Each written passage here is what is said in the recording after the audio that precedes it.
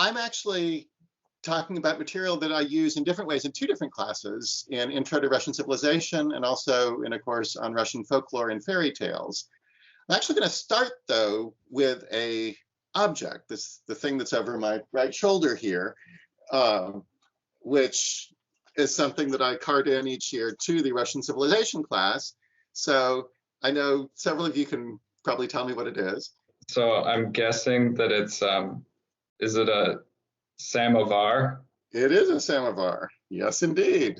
It's a urn for serving tea, but you don't actually put tea in the urn. You have tea in a concentrated form in that little teapot, which on some samovars anyway, you can perch on top to keep it warm. But the urn holds hot water, and then you fill the cup with a little concentrate. Samovars have become a recognizable and even cliche symbol of Russian culture. You can see the little refrigerator magnets on the slide. Although in the grand sweep of Russian history, they're not hugely old. They were first made in the 18th century. But our theme today is not samovars. It's actually proverbs and sayings and what they can tell us about a culture. And like I said, this is material that draws on two different courses and two quite different courses, really, in terms of their focus and populations. Intro to Russian Civilization and Russian folklore and fairy tales. So what I hope to give you today is some sense of proverbs and sayings, and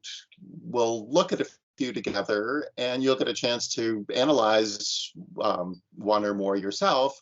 And we're going to also look at the larger implications or culture-specific contexts and references that we find in traditional folk wisdom like this. And what are proverbs and sayings?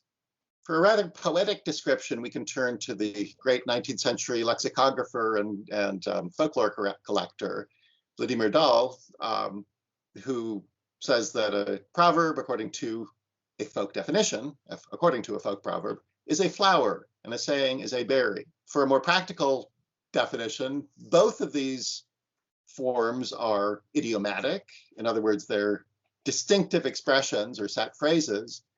They're aphoristic. In other words, they're pithy and often clever or witty.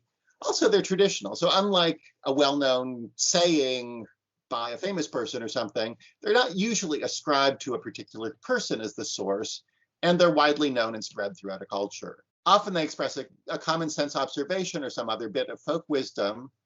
A proverb has a stricter structure and is usually two-part with a parallel structure to it. A saying is usually a single unit. It can be the first half of a proverb, or it can just be a fixed expression. Both of these exhibit a playful and patterned approach to language itself that is typical of folk poetry. Worth spending a minute asking why look at proverbs and sayings. In many ways, this seems like a very antiquated way of exposing ourselves to a culture, in that, I mean, this is what the people who first started looking at national distinctiveness and identity, people like Herder and other late 18th, early 19th century figures like to do. And Dahl certainly fits in that, in the heritage of that, looking at language and folklore in particular as an expression of culture. But the culture that's expressed in folk wisdom is a frozen form of culture, doesn't necessarily capture much about today's cultural priorities, and it may well be discriminatory or misogynistic, not culturally sensitive. On the other hand, what's useful about proverbs and sayings is that the concepts and things and practices that feature in them wouldn't be there if they didn't resonate within the culture. These things wouldn't stick and be continued to be used in the culture if there wasn't something about them that resonated. So they offer an intriguing window into the culture, and they also provide a springboard for discussion of other aspects of the culture, as we'll see. Their language itself is interesting, as I've mentioned. They're also a part of cultural literacy, things that most native speakers of the culture know. Also, they are often somewhat cryptic at first glance, so they reward active engagement from learners. So let's get back to samovars and get to an actual proverb, or saying, I suppose. В Тулу со своим самоваром не ездят. So folks don't go to Tula with their own samovar. So why don't they go to Tula with their own samovar? To interpret it, of course, first of all, we need to know what a samovar is, and now you do. The samovar shows up in this proverb mostly simply as an object, but it's also worth realizing that for samovars to feature in a proverb, as we've said, they must resonate within the culture, and it's worth thinking a little bit about why. In the US, despite our deep history here in South Carolina with tea growing, for example, tea doesn't particularly resonate culturally the way it does in England or in Russia. Our biggest cultural resonance with tea is probably the Boston Tea Party. But in terms of a drink associated with a way of spending time, we'd more likely to think of coffee, say coffee breaks, or even water from the water cooler and meeting people around a water cooler. We don't think of tea. In Russian culture, though, tea isn't just a beverage. It's an excuse for conversation and community of all kinds. This is certainly true of other places as well, but it's definitely true of Russia.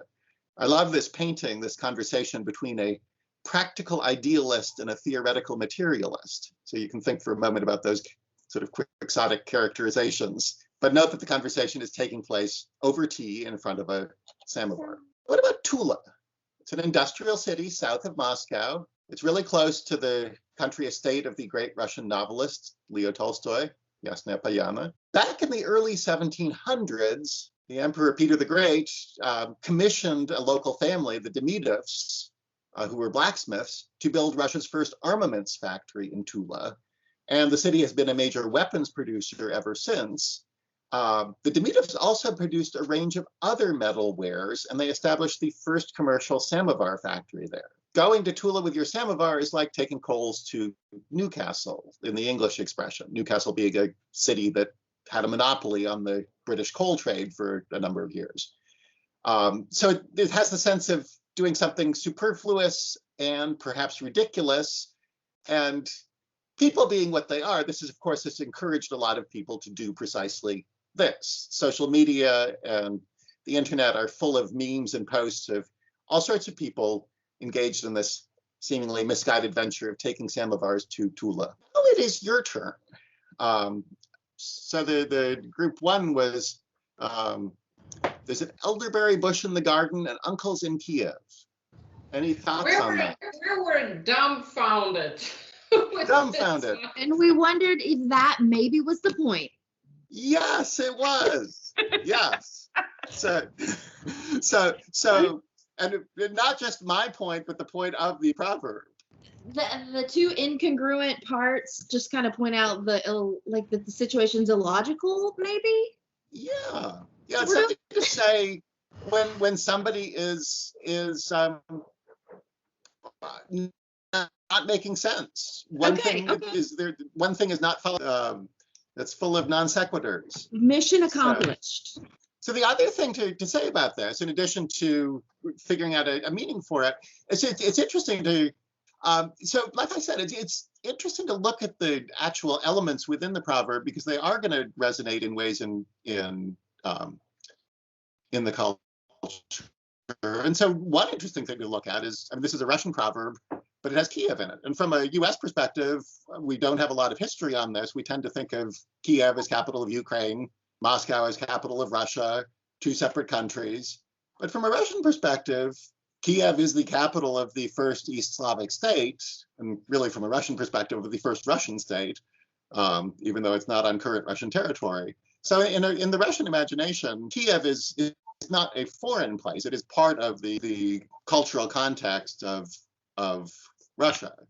It's also interesting, since I said that we can learn stuff from the elements of proverbs, this one has elderberries in it, which is not directly relevant, but it is worth pointing out that it's actually by the vegetation in folklore that we know that the ancient Russian oral epics that were discovered in the Russian north in the 19th century didn't originate there, but actually originated in Kiev, because they have a much more luxurious sort of vegetation in them than exists in the Russian north. So we know that these migrated over the centuries from Kiev, and then this oral tradition survives there to be discovered by folklorists in the 19th century and survives into the 20th century, which is pretty amazing. So how about our next proverb? The further into the woods, the more firewood. So I first misinterpreted it as the deeper you go into something, the easier it gets, because I figured you're in the woods and you have all this firewood, so Right. you won't die, you'll be warm, you can cook something. But no. Yeah, my native speaker intuition is that like the further you go into the woods, the abstract woods, so the harder something gets, the more problems pop up, like the more unexpected things happen. So that's at least how I would use it as a Russian speaker. Yeah, absolutely. And I love that Nina had the original impulse, because you'd think, yes, in a traditional society, you need firewood, you need to gather firewood. You'd think having more firewood is a good thing. However, going into the woods is never a good thing. And this isn't just in Russian folklore. It's sort of, if we go into any traditional folk society, I mean, think of Stephen Sondheim's Into the Woods, which is based on traditional fairy tales. The woods are a dangerous place. In Russian folklore, they're full of forest spirits that look like the Leshi on the right here. So, like Angelina said, exactly, it means the further you get into something, the harder it gets. Counting chickens. This is the one that Sam and I were doing. So Sam, do you want to say a little bit more about this? Sure. So this is very similar to the English expression, don't count your chickens before they hatch, but it's much more morbid in the sense that because chickens tend to hatch in the spring, you're not saying when they hatch, but how many actually survive. Yeah, I'm not sure I'd say morbid. I mean, I see your point, but it's just being cautious.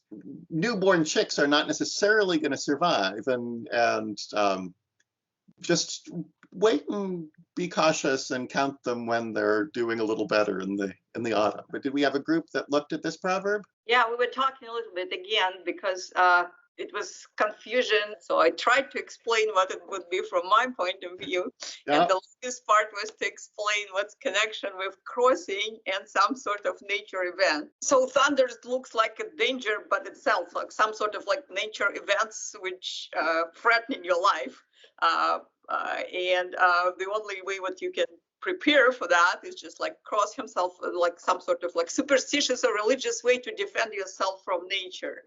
Mm-hmm. But very Russian nature, don't do anything until it actually happens. So don't prepare yourself for anything in advance. Just wait until it's already there. And after that, ask whatever. And I mean, you can imagine uttering it also potentially in frustration, just that people won't plan ahead. But it is also just a general observation about human nature that most people are not going to plan ahead or do anything ahead. And also reinforcing a message we are getting from folklore in general. And again, this isn't just Russian folklore.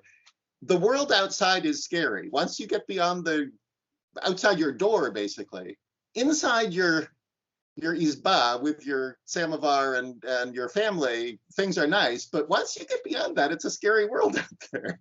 So, and a lot of folklore, again, not just Russian folklore, reinforces that perspective. Moscow wasn't built all at once. So this one has a pretty clear English equivalent in what? Anybody? Rome wasn't built in a day? Rome wasn't built in a day, sure. So culturally interesting, first of all, starting in the Middle Ages, Russia was constantly comparing itself to Rome, calling itself the Third Rome, using Roman imagery, adopting titles like Tsar, which was based on Caesar and things like that. But also, if we think about the two historical Russian capitals, Moscow wasn't built in a day, but St. Petersburg sort of was. St. Petersburg was decreed sort of out of Peter's vision for a capital.